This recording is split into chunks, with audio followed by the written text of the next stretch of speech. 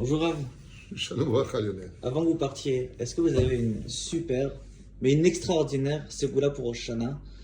Quelque chose de pas commun, on va dire, pour réussir à avoir tout ce dont on a besoin.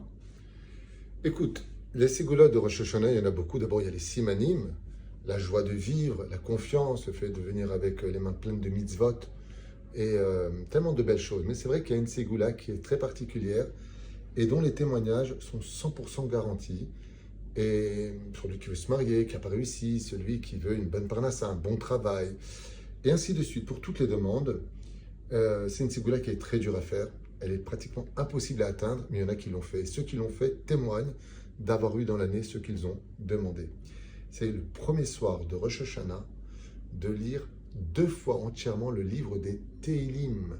Normalement, on le fait premier jour une fois, deuxième jour une autre fois, mais la ségoula serait de le lire 2 fois de suite. Ça prendrait beaucoup de temps, il faut savoir lire très vite l'hébreu, bien prononcé, mais ça a porté ses fruits.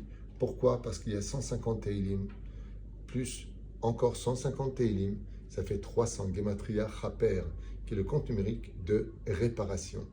Et cette ségoula qui est très ancestrale, jusqu'à aujourd'hui, encore récemment, de l'an dernier, quelqu'un qui n'arrivait pas à trouver chaussures à son pied, qui n'arrivait pas à se marier après tellement de shidduchim, a réussi à faire 2 fois le livre des Tehillim en entier, le premier soir de Rosh Hashanah.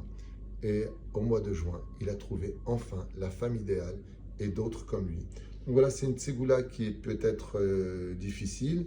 Est-ce qu'on peut la partager ou pas? Je ne sais pas. Mais en tout cas, ce qui est sûr, c'est que toutes les personnes qui l'ont fait, de ce qui est venu à mes oreilles, et après même avoir vérifié sur l'origine plus ou moins de cette ségoula que tout le monde connaît. En général, on la fait dans les 2 jours. Le soir même de Rosh Hashanah, 2 fois de suite le Sefer Tehillim, ça porte ses fruits.